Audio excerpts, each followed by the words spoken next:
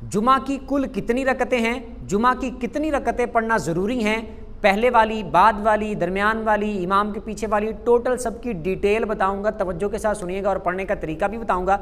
सबसे पहले आप ये याद रख लें, जुमा की नमाज में पहले 4 सुन्नतें होती हैं। एक बात तो पहले आप ये क्लियर कर लेना कि जो लोग ये समझते हैं ना कि जुमा के सिर्फ 2 फ़र्ज़ हैं, बाकी सारी नमाज ज़ोहर की पढ़नी होती है, वो बिल्कुल गलत बात है। ऐसा नहीं है। जुमा वाले दिन सारी की सारी नमाज जुमा की पढ़नी है, पहले वाली 4 सुन्नतें भी जुमा की, यानी कि टोटल नमाज जुमा की सारी। मैं भी डिटेल के साथ बताता हूँ। जुमा वाले दिन जिस बंदे ने जुमा अदा करना है उसने जुमा ही पढ़ना है, सारी रकतें जुमे की पढ़नी है, उसने ज़ोहर की नमाज नहीं पढ़नी, उस पर ज़ोहर की नमाज नहीं है। हाँ, अगर कोई ऐसा मसला बन जाए कि जिसकी वजह से जुमा की जमात नहीं मिली, कोई बंदा जुमा नहीं पढ़ पाया या मुसाफिर है, सफ़र पे है, तो उसको जुमा की जमात नहीं मिली, वह जुमा जमात के साथ नहीं पढ़ पाया या उसने नहीं पढ़ा, तो अब वो ज़ोहर की नमाज पढ़ेगा। अगर जुमा नहीं पढ़ा तो ज़ोहर की नमाज पढ़ेगा। जिसने जुमा अदा करना है तो उसने फिर सारी रकतें, टोटल रकतें जुमा की ही पढ़नी है। अब इनकी तफसील सुन लेते हैं। सबसे पहले जुमा की 4 सुन्नतें पढ़नी हैं। जैसे मिसाल के तौर पर वो आप पहले आके पढ़ लें, बयान से पहले पढ़ लें, बयान के दौरान पढ़ लें, यानी जब वक्त शुरू हो जाए नमाज का पहले पढ़ लें, बयान से पहले, बयान के दौरान पढ़ लें, या फिर जब बयान के बाद वक्त दिया जाता है उस वक्त पढ़ लें।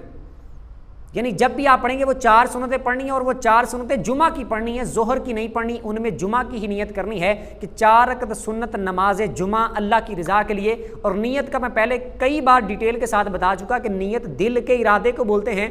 आपके दिल में जो इरादा मौजूद है वही आपकी नियत है। ज़ुबान से अगर आप दोहराना चाहें तो दोहरा सकते हैं, दोहराना लाजमी नहीं है। 4 सुन्नतों की नियत कर ली। सबसे पहली रकत में आपने सुबहानक अल्लाह पढ़नी है, फिर आपने अल्हम्दुलिल्लाह, सुबहानक अल्लाह पढ़ने के बाद अल्हम्दुलिल्लाह से पहले आऊज़ु बिल्लाहि मिनश शैतानिर रजीम बिस्मिल्लाहिर रहमानिर रहीम पढ़ के फिर अल्हम्दुलिल्लाह पढ़नी है। उसके बाद आपने बिस्मिल्लाह पढ़ के फिर कोई सूरत पढ़नी है। उसके बाद रुकू और सजदे करके 1 रकत पूरी। दूसरी में आपने आऊज़ु बिल्लाहि मिनश शैतानिर रजीम बिस्मिल्लाहिर रहमानिर रहीम से शुरू करनी है और उसके बाद आपने अल्हम्दुलिल्लाह पढ़नी है। फिर उसके बाद बिस्मिल्लाह पढ़ के फिर आपने सूरत पढ़नी है। रुकू और सजदे करके अत्तहियात बैठ जाना है, सिर्फ अत्तहियात पढ़नी है, उसके आगे आपने नहीं पढ़ना, यानी दुरूद वगैरह नहीं पढ़ना। तीसरी के लिए खड़े हो जाना है। तीसरी आपने शुरू करनी है आऊज़ु बिल्लाहि मिनश शैतानिर रजीम बिस्मिल्लाहिर रहमानिर रहीम, यहाँ से आपने शुरू करनी है तीसरी रकत। अल्हम्दुलिल्लाह पढ़नी है, बिस्मिल्लाह पढ़ के सूरत पढ़नी है, रुकू और सजदे करके 3 रकतें पूरी करनी है। चौथी के लिए आपने खड़े होना है। चौथी आपने शुरू करनी है आऊज़ु बिल्लाहि मिनश शैतानिर रजीम बिस्मिल्लाहिर रहमानिर रहीम, यहाँ से आपने स्टार्ट करनी है और उसके बाद आपने अल्हम्दुलिल्लाह, बिस्मिल्लाह पढ़ के सूरत, रुकू और सजदे करके अत्तहियात पे बैठ जाना है। अत्तहियात पढ़ के, दुरूद पढ़ के, दुआ पढ़ के, सलाम फेर के आपने 4 सुन्नतों को मुकम्मल कर लेना है। अब ये हो गई जुमा से पहले वाली 4 सुन्नतें। उसके बाद 2 फ़र्ज़ पढ़ने हैं इमाम के साथ। वो तो सबको पता है कि जुमा के हैं, तो ये बाज़ लोगों को नहीं पता होता कि पहले वाली 4 सुन्नतें ज़ोहर की पढ़नी है या जुमा की पढ़नी है, तो वो भी मेरे भाइयों जुमे की पढ़नी है। जैसे कि मैं पहले बता चुका कि जुमा वाले दिन जुमा की नमाज के वक्त में सारी रकतें जुमा की पढ़नी है, ज़ोहर की कोई रकत नहीं पढ़नी। अब 2 फ़र्ज़ इमाम के साथ पढ़ने हैं तो इमाम के पीछे जैसे नमाज पढ़ने का तरीका होता है कि नियत कर लेनी है नमाज की भी कि 2 रकत फ़र्ज़ जुमा के पढ़ने लगाऊं और इमाम के पीछे पढ़ने लगाऊं, ये भी नियत करनी है। इमाम अल्लाह अकबर कह के जब नमाज शुरू करेगा आपने भी अल्लाह अकबर कह के नमाज शुरू कर लेनी है। आपने इमाम के सूरह फातिहा की किरात शुरू करने से पहले सुबहानक अल्लाह पढ़नी है। उसके बाद इमाम सूरह फातिहा पढ़ेगा, आपने नहीं पढ़नी। इमाम सूरत पढ़ेगा, आपने नहीं पढ़नी, यानी मुक्तदी ने नहीं पढ़नी। उसके बाद रुकू और सजदे में जब इमाम जाएगा तो रुकू में जाते वक्त अल्लाह अकबर इमाम भी कहेगा, आपने भी कहना है। रुकू की तस्बीह आप भी पढ़ेंगे, इमाम भी पढ़ेगा। सजदे की तस्बीह सजदे में जाते वक्त, यानी जितनी बार भी अल्लाह अकबर कहना है, उठते हुए, बैठते हुए, जाते हुए, वो अल्लाह अकबर इमाम के साथ आपने कहना है। रुकू की तस्बीह भी आपने पढ़नी है, सजदे की तस्बीह भी आपने पढ़नी है। उसके बाद इमाम दूसरी रकत के लिए खड़ा होगा तो आपने दूसरी रकत में कुछ भी नहीं पढ़ना। इमाम सूरह फातिहा पढ़ेगा, इमाम सूरत पढ़ेगा। उसके बाद जब इमाम रुकू करे उसी तरह इमाम के साथ रुकू और सजदे वगैरह कर लेने। फिर इमाम अत्तहियात बैठ जाएगा तो आपने अत्तहियात पढ़नी है। इमाम भी अत्तहियात पढ़ेगा, दुरूद और दुआ इमाम भी पढ़ेगा, आपने पढ़नी। जब इमाम सलाम फेरेगा आपने इमाम के साथ सलाम फेर देना। अब ये होगी जुमा की 4 सुन्नतें और 2 फ़र्ज़। उसके बाद फिर 4 सुन्नतें पढ़नी होती हैं। इसमें भी बाज़ लोग ये समझ रहे होते हैं कि ये भी पता नहीं उसकी ज़ोहर की पढ़नी है या ज़ोहर के 4 फ़र्ज़ पढ़ने। तो ये मैं पहले भी जैसे बता चुका कि सारी रकतें जुमे की पढ़नी है। तो पहली 4 सुन्नतें भी जुमे की, फिर उसके बाद 2 फ़र्ज़ इमाम के साथ जुमे के, उसके बाद फिर 4 रकत जो पढ़नी है वो 4 सुन्नतें पढ़नी है, वो भी जुमे की पढ़नी है।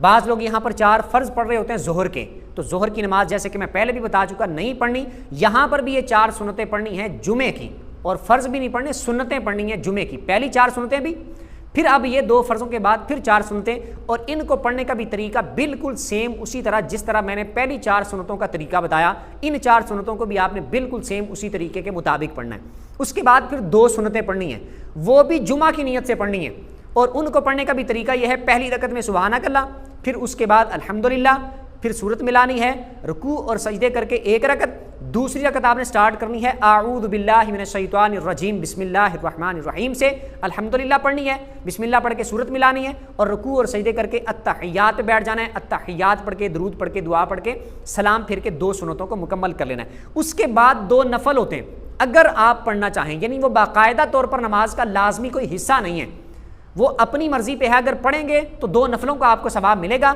अगर आप नहीं पढ़ते तो उसका कोई गुनाह नहीं है। अब इसमें कितनी रकतें बन गई? 4 पहले वाली सुन्नतें वो मुअक्कदा हैं, उनको पढ़ना ही पढ़ना है। बाज़ लोग वो पहले वाली भी नहीं पढ़ते, बिल्कुल ऐन 2 फ़र्ज़ों के टाइम पे आते हैं, जब इमाम जमात खड़ी करने लगा है या फिर खुतबा हो रहा है उस वक्त आते हैं, तो ऐसा नहीं करना। पहले वाली 4 सुन्नतें भी पढ़नी है, जुमे में वक्त पे आना चाहिए, आकर पहले आप बयान सुने, आप शुरू से बिल्कुल जुमे में शामिल हों और सवाब इसका ज़्यादा मिलेगा। फिर 4 सुन्नतें भी आप वक्त पे पढ़ें, उसके बाद इमाम के साथ 2 फ़र्ज़ पढ़ें, फिर बाद वाली सुन्नतें जो 4 हैं वो भी लाजमी पढ़नी है।